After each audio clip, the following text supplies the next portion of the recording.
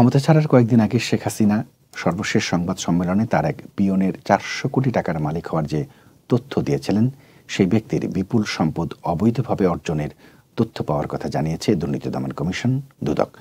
ক্ষমতার পালাবদলের পর জাহাঙ্গীর আলম নামে চতুর্থ শ্রেণীর ওই কর্মচারীর বিষয়ে তথ্য সংগ্রহ করেছে দুদক। দুদক বলছে, নোয়াখালীর চাটখিল উপজেলার খিলপাড়া ইউনিয়নের নাহারখিল গ্রামের জাহাঙ্গীর আলম নিম্নবিত্ত পরিবারের। জাতীয় সংসদে দৈনিক মজুরিতে কাজ করতেন।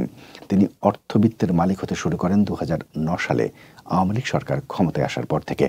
প্রধানমন্ত্রীর ব্যক্তিগত সহকারী পরিচয় ব্যবহার করে তিনি নিয়োগ বাণিজ্য, বদলিসহ নানান তদবির করতেন। নোয়াখালীর রাজনীতিতে প্রভাব বিস্তার, নিয়োগ বাণিজ্য, টেন্ডারবাজি, প্রশাসনে তদবির সহ নানা কাজ করতেন। নোয়াখালীর চাটখিল উপজেলা আওয়ামী লীগের সহ সভাপতিও ছিলেন তিনি। বিএনপি সহ বিরোধীদের বর্জন করা দ্বাদশ সংসদে নোয়াখালীর চাটখিল সোনাইমুড়ি আসন থেকে নির্বাচনে অংশ নিতে মনোনয়নপত্র জমা দিয়েছিলেন তিনি।